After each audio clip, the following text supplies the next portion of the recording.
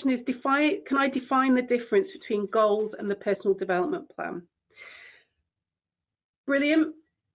It's again your interpretation. For me, the goal is what you want to achieve. The PDP is about how you're going to achieve it. What are those key steps? So I think a great example of that was I was working with a person who wanted to run the London Marathon and wanted to do it in 7 months' time, and at the time was overweight, smoked the odd cigarette and quite liked a pint of Guinness. And so if we just left the goal that I want to run the London Marathon in a few months' time, he wouldn't have been able to achieve it. So what we put in place was the plan of how he was going to achieve it. So we broke that down into month-by-month tasks. And what's important about development is how we were going to celebrate success at each of those key milestones.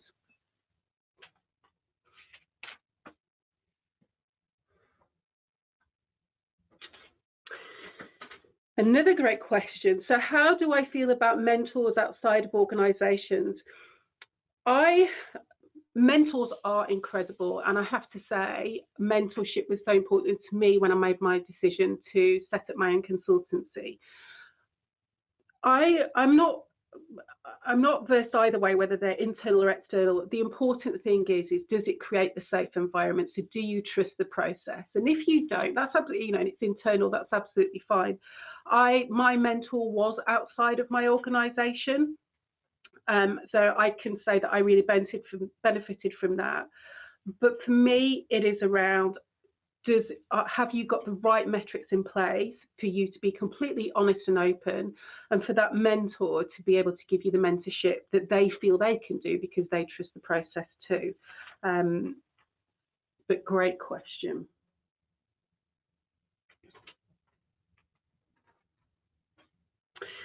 Another great question. So my PDPs are often vague and broad. How do you make them more realistic? Well, I think the point around, if you're going to use a development offer that's internal to your business, so you've got an offer in there that you can pick from, then it is important, I think, to align it back to what your company values and vision and behaviours are around. Being realistic, I'm not sure, if I'm working with a client, we really need measures in place. How will we know that we're going to get there? So is the realism around putting those measures in so you can keep track of your progress? And then share it with somebody. This is where mentorship comes in really well. I think it's really important to say out loud to somebody else, because if it doesn't make sense to somebody else, then it's not really going to make sense to you. So sharing your goals is really great. And another thing that we used to do, myself and my peer group in my organisation, we used to meet and have a lunch monthly, and we go to sit in our cafeteria area, and we would share updates on where our PDPs were.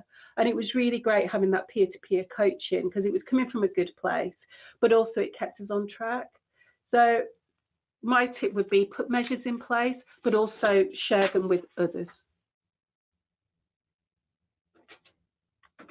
Brilliant. How many goals per each area do you think is healthy? Keep it simple. Keep it super simple. I would say no more than a goal a quarter, and if it's over a year, then roll that up. But I would suggest that there is one theme, and if there's 4 other things that feed into that, that is fine. But having one overarching theme, I think you can overdo it and it becomes a wish list. So it goes back to the realistic question, a relevant question earlier. Keep them nice and simple, and be really clear about what impact it's going to make, but don't try and do everything overnight.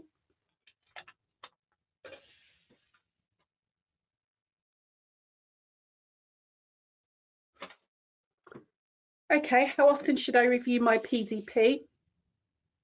Again, it's part of it. It's your development, it's your learning, it's your DNA, and it's your relevance that you are developing, and you're growing as an individual, both personally and in your career. I would put time in monthly, as I say. So when I was working with my guys in my development programs back at Pratt, we would meet monthly to have an update on PDPs. We would also submit them to the group so that we could see how we were getting on. And I think sponsorship and accountability partners are really important. But I think monthly at a minimum. But when you complete an activity that forms part of your PDP, so in your 70-20-10, that you refer back to your PDP and update it, because the PDP needs to be relevant. So if you've achieved it and it's become a conscious competence, your development area, then you tick it off. And that's when you can move on to a new focus. So now you've learned that, what will you do next?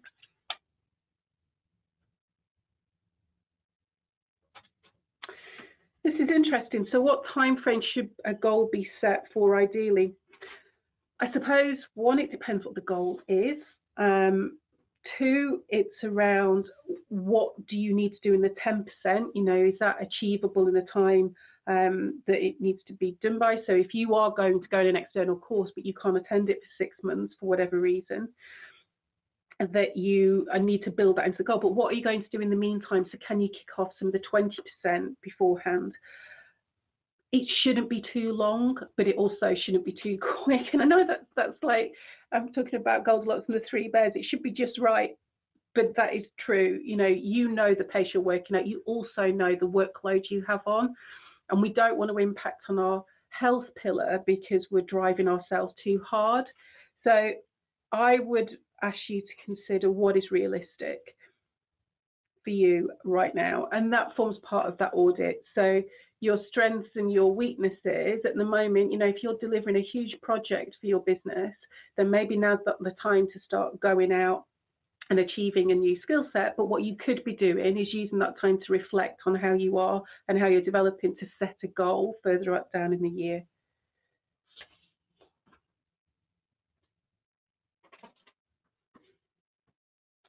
Okay, so you've not done a PDP in your current company, and where is a good place to start? Wow, I'd like to have a chat. So first thing I would do is reflect on the webinar today and really use the tools that I've shared with you today.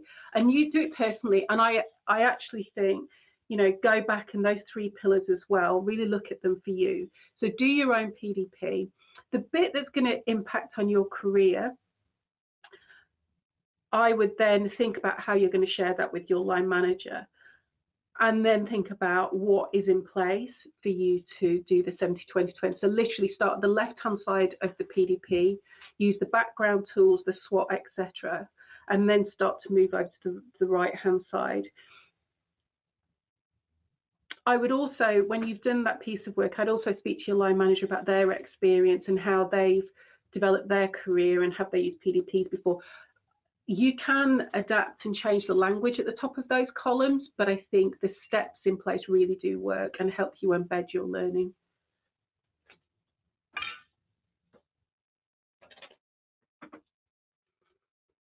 Ooh, I've got a question around 360 feedback. This always creates quite a bit of debate, actually, and it is a great question. And as a coach, some of my clients have used 360s in order to prepare for setting the goals that they want out of the time that we're together. 360s is great. It should come from a circle of trust.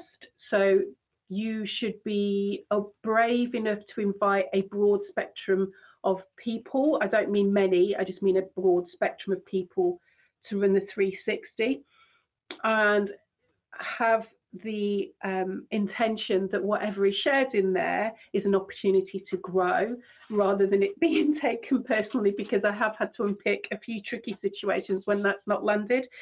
But for me, setting goals is about how do I look to other people? How will I grow? What will be different as far as how they see me and how I operate at work? And so a good starting point for that is to understand where they see you right now. I would also suggest, and I do this with my clients, is you run the 360 again at the date you have committed to achieve your goal, because then you'll have the reinforcement, a little bit like how I've asked the question today that's on the screen in front of you, just to see what that step change is, and that will really help you embed, because you'll feel the success of what you've done. It may also help you build your goals for the following period of time coming up.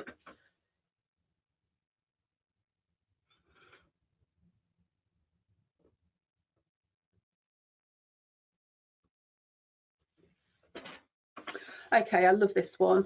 So if there's no formal career progression in my company, but I have to submit a PDP every year, how do you approach this to understand how it applies to progression? So I'm going to answer it in the way I think you've written it, and if I haven't, please submit another question. If there's no formal career progression, it's a bit like chicken and egg. Do you need to have a formulated piece in place? How, there is obviously some form of career progression in there. People are being promoted, and if there's not, I stand corrected. But it's about having a great conversation with somebody about what has worked for others in their time in order to progress. And if you've got to submit a PDP each year, you will then know what people are looking for as the characteristics of the role that you want next. There's so much stuff that you can do to personally develop online as well. And I think initiative really shows true leadership. So, watching TED Talks and really learning from industry experts, look at the apps that are available on there. When I was doing lots of miles in my other business, the time that I was sat in the car was my development time. So I would make sure I had podcasts to listen to. But really, objectivity, skills can be taught. So, if you're stepping up to a role and there's a skill you need to do, you need to produce an accounts matrix or whatever, that can be taught to you. But how you learn and how you approach and what your behaviours are the real difference for being ready to step up to the next career. And that comes from education and having balanced opinions. So I would speak to people in your organisation about how they've progressed their careers and what's worked for them. I would ask for feedback about where you are now. And then I would look about how you could build your skills, knowledge and behaviours by using things that are freely available on the web for you.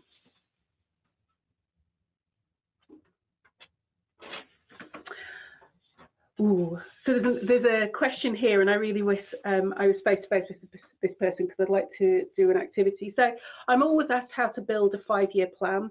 How do you tackle this if you really don't know where you want to go?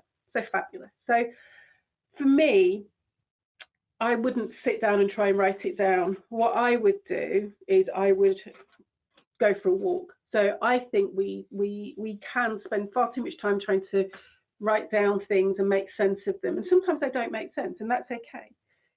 But then that is the question you need the answer to. If you don't know where you want to go, then go back to those 3 pillars to start with and actually ask the opposite question: where do you not want to be?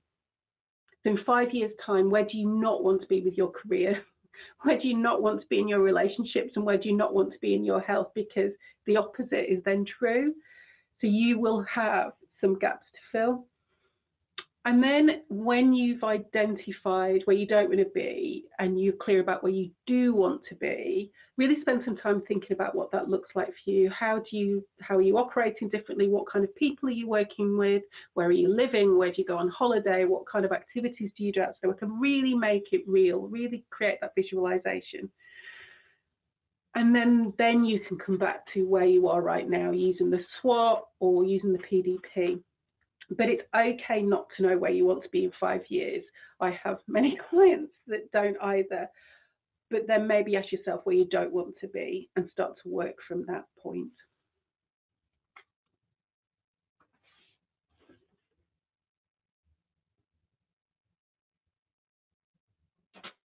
Okay, so next question. So tips for leaders to keep PDPs living and breathing within their team, and how linked to business objectives should they be? Great question. So for leaders to keep PDPs living and breathing within their team, first question would be, it becomes part of a normal one-to-one that your individuals lead. So they know as part of their one-to-one, they will be expected and be given, and it's not a task to do, but be given time to talk through their development. And it becomes priority. In fact, the way I used to work is that was the thing we talked about first. Because it was already really clear how work was going, because we can see tangible results coming out of stuff. I'm more interested in how the individual is. And linked business objectives, well, there should always be a so what. If the person or your individuals are working within an organisation, then the relevance of that organisation is important, but also that means that there's more opportunity to celebrate success, because if your individuals are fed into a wider business objective, or you've created a business objective that they're going to deliver, then there's a wider thing to, one, put on their CV, I achieved this, and this helped my organisation did this. So it really helps on, one, the business's return on investment, but also their own. But also, it doesn't have to be everything. So I do think there's some flex in there. So when I became a qualified coach, I was given paid time to go to college and to study for that. But there was no business objective about bringing coaching back into the business as a start. I was already acting as a coach, but there was no business intention. But brilliantly, when I came back in and shared with my line manager about what I'd learned and where I thought it could fit, I got sponsorship to run a number of team building events using my new skill set. So I think, it's a balance, but it's about how can the person benefit from the impact that they've made.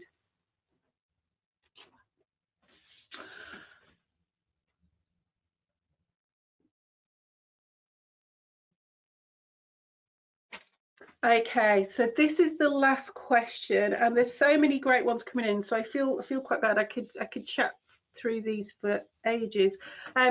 So what is the best way to seek feedback from peers on your areas of opportunity for development? Brilliant question. It depends, right? So there's a couple of things here. It would be about knowing your business. So how do you currently receive feedback within your organisation? I spent a lot of time in my previous organisation just grabbing coffees with people, but making it really clear why I'd like a coffee. So, we had a big breakout space. So again, it all depends about the layout of your business. But I'm developing this area, or I'm looking to set some really great goals for my development for the future. Is there any chance I could grab a coffee with you?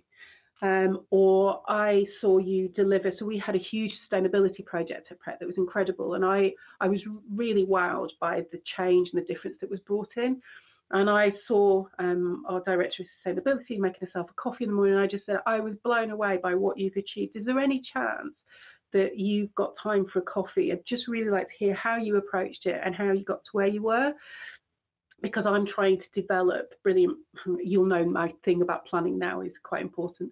I'd like to really think about how I plan and make a massive impact when I'm working on projects. And she was amazing, and she did sit down and talk to me.